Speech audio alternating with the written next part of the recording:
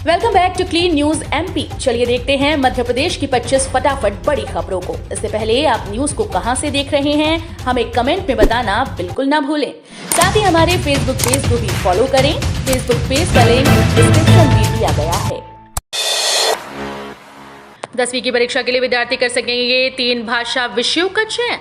माध्यमिक शिक्षा मंडल मध्य प्रदेश के द्वारा शिक्षण सत्र 2022-23 की हाई स्कूल परीक्षा के लिए विद्यार्थी को निर्धारित भाषा विषयों में से कोई भी 3 भाषा विषयों का चयन करना होगा। NSQF विषय का चयन करने वाले विद्यार्थियों को निर्धारित भाषा विषयों में से कोई 2 भाषा विषयों का चयन करना होगा। CWSN विद्यार्थी गणित अथवा विज्ञान के स्थान पर चित्रकला अथवा गायन वादन अथवा तबला, पखावज अथवा कंप्यूटर विषय में से कोई एक विषय ले सकेंगे। साथ ही ऐसे परीक्षार्थियों को 3 भाषाओं में से 2 भाषाओं में छूट प्रदान की गई है। ऐसे परीक्षार्थी किसी एक भाषा विषय का चयन कर सकेंगे। आक्रांता कभी हमारे आदर्श नहीं हो सकते, हम भी करेंगे समीक्षा। केंद्र सरकार द्वारा सीबीएसई के पाठ्यक्रम से अकबरनामा, बाबरनामा सहित आक्रांताओं का महिमा मंडित करने वाला विषय सामग्री को हटाने का गृह मंत्री डॉक्टर नरोत्तम मिश्रा ने स्वागत किया। उन्होंने कहा कि आक्रांता कभी हमारे आदर्श नहीं हो सकते, हम भी देखेंगे कि हमारे शिक्षण संस्थानों में भी तो इस तरह के पाठ्यक्रम नहीं पढ़ाए जा रहे। गृह मंत्री डॉक्टर नरोत्तम मिश्रा ने कहा कि केंद्र ने सीबीएसई कोर्स से कई पाठ्यक्रमों को हटाया, मैं इस पहल का स्वागत करता हूं। उन्होंने कहा कि जो पाठ्यक्रम हटाए गए वो सब आक्रांताओं को महिमा मंडित करते थे। आक्रांता कभी भी हमारे आदर्श नहीं हो सकते। ग्वालियर और रीवा संभाग में भारी वर्षा हो सकती है।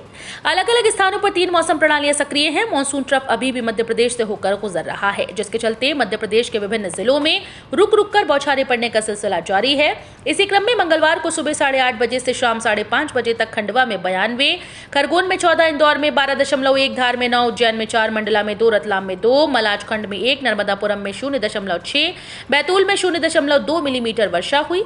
मौसम विज्ञानियों के मुताबिक बुधवार को ग्वालियर, चंबल, सागर, रीवा संभागों के जिलों में भारी वर्षा हो सकती है। ग्वालियर में माह में 22 दिन खुलता है पासपोर्ट केंद्र। वॉक इन सत्यापन से घट जाएगी पेंडेंसी। महाराजबाड़ा स्थित डाकघर में संचालित पासपोर्ट सेवा केंद्र में एक दिन में 80 आवेदकों के दस्तावेजों का सत्यापन किया जा सकता है, लेकिन 70 या इससे भी कम आवेदक ही यहां पहुंचते हैं। केंद्र पर तैनात कर्मचारी सिर्फ उन्हीं लोगों के दस्तावेज सत्यापित करते हैं जिन्हें तारीख दी जाती है। यदि इंदौर की तरह वॉक इन सुविधा यहां भी मिले तो दूसरे आवेदक अपने दस्तावेज का सत्यापन करा सकेंगे। इससे लगातार बढ़ती पेंडेंसी भी कम होगी और पासपोर्ट जल्दी बनेगा। एक माह में 22 दिन संचालित होने वाले इस केंद्र पर नेटवर्क की परेशानी भी पेंडेंसी को और बढ़ा रही है। इसके अलावा करीब 10% लोग तय समय पर दस्तावेज का सत्यापन कराने नहीं पहुंचते, बल्कि आगामी तारीख पुनर्निर्धारित कर लेते हैं। 25 जुलाई से शुरू होने वाले विधानसभा मानसून सत्र के फिलहाल टलने की उम्मीद। मध्य प्रदेश में विधानसभा का मानसून सत्र फिलहाल टल सकता है। ये सत्र 25 जुलाई से शुरू होना है। मानसून सत्र को लेकर संसदीय कार्य मंत्री नरोत्तम मिश्रा का बयान सामने आया। उन्होंने कहा कि 25 जुलाई से होने वाले विधानसभा सत्र शुरू नहीं होगा। अगस्त में सत्र बुलाने के लिए राज्य सरकार राज्यपाल से अनुरोध करेगी। गौरतलब है कि मध्य प्रदेश विधानसभा सत्र 25 जुलाई से 29 जुलाई तक होना था, लेकिन नगरीय निकाय और पंचायत चुनाव के चलते कांग्रेस ने इस सत्र को आगे बढ़ाने की मांग की थी। वहीं कांग्रेस की इस मांग पर सरकार ने भी सहमति जताई, जिसके बाद राज्यपाल को सत्र आगे बढ़ाने के लिए पत्र लिखकर अनुरोध किया गया था। अब राज्य सरकार ने अवधि बढ़ाने के बजाय सितंबर महीने में सत्र शुरू करने के लिए राज्यपाल से अनुरोध किया है। आज बुधवार से चलेगी हमसफर एक्सप्रेस। इन ट्रेन में लगेंगे अतिरिक्त कोच, 4 ट्रेन निरस्त। मध्य प्रदेश के रेल यात्रियों के लिए अच्छी खबर है। आज बुधवार 20 जुलाई से गाड़ी संख्या 19669/19670 Udaipur city Pataliputra Udaipur city Humsafar express शुरू होने जा रही है। गाड़ी संख्या 19669 उदयपुर सिटी पाटलिपुत्र हमसफर एक्सप्रेस 20 जुलाई से प्रति बुधवार को उदयपुर सिटी से दोपहर 12:45 बजे चलकर चंदेरिया होते हुए गुरुवार को पाटलिपुत्र जंक्शन पहुंचेगी। वहीं 19670 पाटलिपुत्र उदयपुर सिटी हमसफर एक्सप्रेस प्रति शुक्रवार को पाटलिपुत्र जंक्शन से रात 12:15 बजे चंदेरिया होते हुए 7:35 पर उदयपुर सिटी पहुंचेगी। कल से विदिशा में वाहन पोर्टल पर रजिस्ट्रेशन हुए शुरू। कहीं भी ले सकेंगे पीयूसी व हाई सिक्योरिटी नंबर प्लेट। परिवहन विभाग कल 19 जुलाई से विदिशा में पायलट प्रोजेक्ट के तहत विदिशा में वाहन पोर्टल की शुरुआत हो गई। इसके शुरू होने से नए वाहनों का डीलर पॉइंट पर रजिस्ट्रेशन हो रहा है। गाड़ी के सत्यापन की जरूरत नहीं पड़ेगी। पीयूसी देश में कहीं भी ले सकते हैं। रजिस्टर्ड डीलर पर हाई सिक्योरिटी नंबर प्लेट लगवा सकते हैं। इसके अलावा विभाग को राजस्व का भी नुकसान नहीं होगा, क्योंकि निर्माता कंपनी से वाहन निकलते ही रेट ऑनलाइन पोर्टल पर अपलोड हो जाएंगे। इससे टैक्स चोरी रुकेगी। रोड टैक्स को लेकर वाहनों की कीमतों को कम या ज्यादा नहीं कर सकेंगे। पायलट प्रोजेक्ट के तहत प्रयोग सफल होने के बाद अगस्त में प्रदेश के दूसरे जिलों में भी इसे शुरू कर दिया जाएगा। कर्मचारियों के लिए बड़ी खबर, 1 अगस्त से मिलेगा लाभ। मंत्रालय ने जारी किया आदेश। रेलवे ने अपने कर्मचारियों के लिए महत्वपूर्ण सूचना जारी की है। रेलवे मंत्रालय द्वारा जारी आदेश के मुताबिक HRMS के ट्रांसफर मॉड्यूल का कार्य पूरा कर लिया गया। वहीं 1 अगस्त 2022 से इसकी लॉन्चिंग की जाएगी। मंत्रालय ने इसकी तैयारी कर ली है। जबलपुर में एक बार फिर से अवैध धर्मस्थल पर होगी कार्रवाई। मध्य प्रदेश हाईकोर्ट ने जनहित याचिका पर दिशा निर्देश जारी कर दिए हैं। उसके बाद कुछ वर्ष पूर्व जबलपुर में एक के बाद एक कई अवैध धर्मस्थलों पर बुलडोजर चला दिया गया था, लेकिन कालांतर में फॉलोअप के अभाव में कुछ पुराने अवैध धर्मस्थल नए सिरे से जम गए, वहीं कुछ नए भी सामने आए। इस रवैये को अवमानना याचिका के जरिए चुनौती दी गई। इसी मामले पर हाईकोर्ट ने नए सिरे से सख्ती बरती, जिसके बाद सूचीबद्ध अवैध धर्मस्थलों की जांच कर शीघ्र कार्रवाई सुनिश्चित करने का समय लिया गया है। हिंदुओं को अल्पसंख्यक दर्जा देने की याचिका पर सुप्रीम कोर्ट ने मांगा ठोस उदाहरण, कहा हवा में नहीं होगी समीक्षा। कई राज्यों में हिंदुओं को अल्पसंख्यक का दर्जा देने की मांग वाली याचिका को लेकर आज सुप्रीम कोर्ट में सुनवाई करते हुए ये स्पष्ट कर दिया गया कि हिंदुओं को अल्पसंख्यक का दर्जा देने को लेकर हवा में समीक्षा नहीं की जाएगी। सुप्रीम कोर्ट ने कहा कि इस मामले को लेकर राज्य की आबादी के आधार पर राज्य के हिसाब से सभी चीजों को निर्धारित किया जाना चाहिए, और अगर ऐसा नहीं होता है तो ये न्याय का उपहास होगा। इसलिए हिंदुओं के लिए अल्पसंख्यक दर्जे के मामले की समीक्षा हवा में नहीं की जाएगी। मध्य प्रदेश में पदोन्नति में आरक्षण मामले की सुप्रीम कोर्ट में 17 अगस्त को सुनवाई। सुप्रीम कोर्ट पदोन्नति में आरक्षण मामले की सुनवाई अब 17 अगस्त को करेगा। इस दौरान राज्य सरकार द्वारा कोर्ट में पेश किए गए अनुसूचित जाति, अनुसूचित जनजाति वर्ग के कर्मचारियों के आंकड़ों से लेकर सभी मुद्दों पर बहस होगी। वहीं सामान्य पिछड़ा अल्पसंख्यक कल्याण संस्था स्पीक ने कोर्ट की अवमानना मामले में भी सुनवाई का आवेदन लगाया। दरअसल केंद्रीय कार्मिक और प्रशिक्षण मंत्रालय ने पदोन्नति पर रोक के बावजूद कुछ अधिकारियों को पदोन्नत कर दिया था। मामले में विभाग के सचिव के खिलाफ याचिका दायर की गई। मध्य प्रदेश में जमीन मिली, अब दायरा बढ़ाने की कोशिश तेज करेंगे ओवैसी और केजरीवाल। 2 दलीय राजनीति की तासीर वाले मध्य प्रदेश में नगरीय निकाय चुनाव परिणाम से तीसरी ताकत के संकेत मिले हैं। बहुजन समाज पार्टी और समाजवादी पार्टी के अवसान के बाद अब अरविंद केजरीवाल की आम आदमी पार्टी और असदुद्दीन ओवैसी की AIMIM ने दस्तक दी। आपने जहां सिंगरौली के महापौर और पार्षद पद जीते, वहीं AIMIM ने बुरहानपुर और खंडवा में महापौर पद के लिए कांग्रेस की मजबूत उम्मीदों पर ग्रहण लगा दिया। ग्वालियर में आप प्रत्याशी रुचि वर्मा को 45,000 वोट मिले और वो तीसरे स्थान पर रही। यहां कांग्रेस प्रत्याशी 28,000 वोटों से ही जीती। सामान्य वार्ड्स में 50% ही चल पाया ओबीसी कार्ड। नगर निगम चुनाव के लिए भाजपा और कांग्रेस द्वारा सामान्य वार्ड्स में अन्य पिछड़ा वर्ग प्रत्याशियों को टिकट देने का फॉर्मूला 50% ही चल पाया। इन दोनों ही दलों में सामान्य वार्ड्स में जितने ओबीसी प्रत्याशियों को टिकट दिए, उतने ही आधे ही जीतने में सफल हो पाए। ये अलग बात है कि ओबीसी कार्ड को भाजपा से जोड़कर देखा जाता है, लेकिन चौथे सामान्य वार्ड्स में भाजपा ने सिर्फ 8 ओबीसी प्रत्याशियों को टिकट दिए, जिनमें से 4 ही जीत दर्ज कर पाए। वहीं कांग्रेस ने कुल 12 ओबीसी प्रत्याशियों को टिकट दिए, इनमें से 6 ही प्रत्याशी जीत पाए। राज्य शासन के नाम केंद्रीय मंत्री का वायरल लेटर, बोले खराब हो रहा मध्य प्रदेश का नाम। मध्य प्रदेश में टोल नाके पर अवैध वसूली की नई कहानी नई नहीं है। टोल पर हो रही अवैध वसूली को लेकर लगातार शिकायतें देखने को मिलती हैं। इस बीच केंद्रीय परिवहन मंत्री नितिन गडकरी ने मध्य प्रदेश शासन को पत्र लिखा। अपने पत्र में नितिन गडकरी ने मध्य प्रदेश शासन को चेतावनी दी कि यदि टोल नाके पर हो रही अवैध वसूली को बंद नहीं किया गया तो मध्य प्रदेश का नाम खराब होगा। वहीं अवैध वसूली पर केंद्रीय परिवहन मंत्री द्वारा लिखा गया ये पत्र सोशल मीडिया पर तेजी से वायरल हो रहा है। साथ ही ये पत्र चर्चा का विषय भी बना हुआ है। वित्त मंत्री ने दी सफाई, खुले में बिकने वाला आटा, चावल, दाल पर नहीं लगेगा जीएसटी। आटा, दाल और अनाज जैसे पैकेट बंद व लेवल वाले खाद्य पदार्थ जीएसटी के दायरे में आ गए हैं। हालांकि इनकी 25 किलो से अधिक की पैकिंग पर जीएसटी नहीं लगेगा। इससे कम वजन पर 5% जीएसटी लागू हो गया। वित्त मंत्रालय ने जीएसटी संबंधित सवालों पर स्पष्टीकरण जारी कर दिया है। इन बैंक के खाता धारक नहीं निकाल पाएंगे 15,000 रुपए से अधिक की राशि, आरबीआई ने दिए आदेश।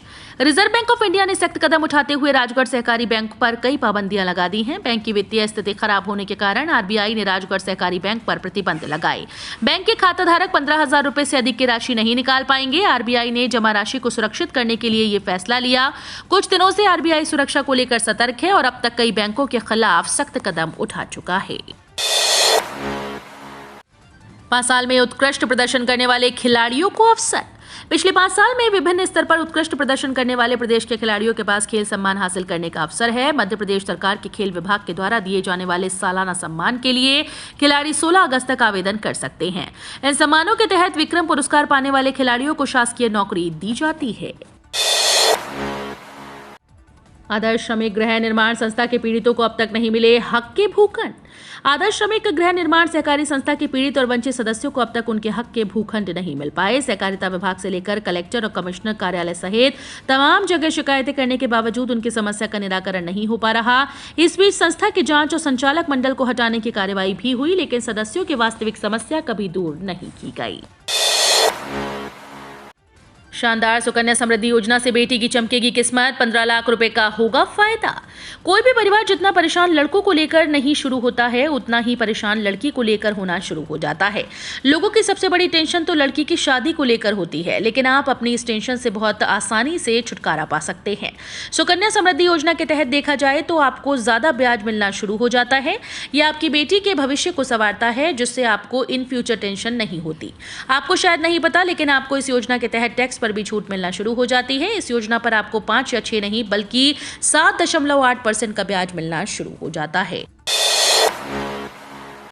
नुपुर शर्मा को एससी से बड़ी राहत, गिरफ्तारी पर 10 अगस्त तक लगाई रोक। पैगंबर मोहम्मद के बारे में टिप्पणी कर विवादों में आई नुपुर शर्मा को सुप्रीम कोर्ट ने बड़ी राहत दी है। सर्वोच्च अदालत ने 10 अगस्त तक नुपुर शर्मा को गिरफ्तारी पर रोक लगाई है। साथ ही उसी दिन इस मामले की अगली सुनवाई भी तय की। नुपुर शर्मा मामले में बीते दिन सुप्रीम कोर्ट में सुनवाई हुई। कोर्ट ने सुनवाई करते हुए केंद्र सरकार और उन राज्य सरकार को नोटिस जारी किए जहां नुपुर के खिलाफ मुकदमे दर्ज हुए हैं। इस नोटिस में सरकारों से पूछा गया कि क्यों न नुपुर शर्मा के खिलाफ दर्ज मामलों की एक जगह ट्रांसफर कर दिया जाए। माना जा रहा है कि केंद्र राज्य सरकारों के जवाब के बाद सुप्रीम कोर्ट इस मामले में फैसला लेगी। लाइसेंस के खाली कार्ड की समस्या नहीं हो रही खत्म, लोग परेशान। आरटीओ में लाइसेंस के खाली कार्ड की समस्या खत्म होने का नाम नहीं ले रही। आवेदक परेशान हो रहे हैं। यही हालात गाड़ियों के पंजीयन कार्ड को लेकर भी हैं, जिससे गाड़ी खरीदने के कई दिनों बाद तक पंजीयन कार्ड ही नहीं मिल पा रहे। करीब 8 से 10 हजार लाइसेंस पेंडिंग हो गए। जानकारी के अनुसार बीते कुछ दिनों से लाइसेंस के प्रिंट ही नहीं निकल पाए। खाली कार्ड खत्म होने के कारण प्रिंटिंग एक बार फिर से बंद हो गई। केंद्रीय कर्मचारियों के लिए बड़ी खबर, लागू होगा 8वां वेतन आयोग। केंद्रीय कर्मचारियों के लिए 7वें वेतन आयोग की सिफारिशें देश भर में लागू हैं और कर्मचारियों को इसका लाभ भी मिल रहा है। हालांकि कर्मचारियों की शिकायत है कि उनके लिए जितनी सिफारिशें की गई थी उन्हें उससे कम सैलरी मिल रही है। कर्मचारी यूनियंस का कहना है कि वे इस संबंध में ज्ञापन तैयार कर रही हैं, जिसे जल्द ही सरकार को सौंपा जाएगा। इस ज्ञापन में सिफारिशों के अनुरूप सैलरी बढ़ाने या 8वां वेतन आयोग लाने की मांग की जाएगी। सहयोगी वेबसाइट जी बिजनेस के मुताबिक केंद्रीय कर्मचारी संगठनों का कहना है कि फिलहाल न्यूनतम वेतन की सीमा 18,000 रुपए रखी गई है। आजादी के पहले से चली आ रही प्रक्रिया, अग्निपथ योजना में जाति विवाद पर बोले राजनाथ सिंह। अग्निपथ योजना के तहत जाति प्रमाण पत्र मांगने को लेकर उठे सवालों पर अब रक्षा मंत्री राजनाथ सिंह खुद सामने आ गए। उन्होंने इस सवालों को महज अफवाह बताया। राजनाथ सिंह ने कहा कि सैन्य भर्ती की प्रक्रिया में कोई बदलाव नहीं किया गया है, पुरानी प्रक्रिया को जारी रखा गया है। उन्होंने कहा कि यह प्रक्रिया आजादी के पहले से चली आ रही है। दरअसल अग्निपथ योजना के लिए जाति व धर्म प्रमाण पत्र मांगे जाने पर सियासत शुरू हो गई थी। भाजपा सांसद वरुण गांधी, आप सांसद संजय सिंह व जदयू नेता उपेंद्र कुशवाहा ने सैन्य भर्ती में जाति प्रमाण पत्र मांगे जाने पर सवाल खड़े किए। जाने कब जमा होगी किसान सम्मान निधि योजना की 12वीं किस्त। पीएम किसान सम्मान निधि योजना के तहत मिलने वाली राशि को देश भर के किसानों को बेसब्री से इंतजार है, लेकिन किसान भाइयों को ध्यान रखना होगा कि इस योजना की 12 किश्त की राशि किसानों के खाते में तभी जमा होगी जब उन्होंने प्रधानमंत्री किसान सम्मान निधि योजना की वेबसाइट पर जाकर केवाईसी पूरी कर दी हो। हालांकि ऐसी उम्मीद जताई जा रही है कि अगस्त-नवंबर के बीच पंजीकृत लाभार्थियों के बैंक खातों में प्रधानमंत्री किसान सम्मान निधि योजना की 12वीं किस्त जमा की जा सकती है। पीएम नरेंद्र मोदी करोड़ों रुपए की पीएम किसान सम्मान निधि की 12वीं किस्त जारी करेंगे। इससे पहले किसानों को 31 मई को पीएम किसान योजना की किस्त जमा की गई थी। यूरिया की कुछ ही बूंदों से डबल होगा फसलों का उत्पादन। फसलों तक नाइट्रोजन की पूर्ति करने और पोषण पहुंचाने के लिए नैनो तरल यूरिया का छिड़काव खेतों में किया जाने लगा है। ये दुनिया का पहला तरल यूरिया है जिसका आविष्कार भारत के ही कृषि वैज्ञानिकों ने किया है। तरल नैनो का छिड़काव सीधा पौधे पत्तियों पर किया जाता है, जिससे कोई हानि नहीं बल्कि पौधे की बढ़वार तेजी से होती है। वहीं पुराने पाउडर उर्वरक या दानेदार यूरिया के खेतों में प्रदूषण बढ़ता है और यूरिया का पूरा पोषण भी फसलों को नहीं मिल पाता। तो ये थी आज की 25 फटाफट बड़ी खबरें। अगर आपको न्यूज पसंद आई हो तो वीडियो को लाइक और शेयर जरूर करें। धन्यवाद।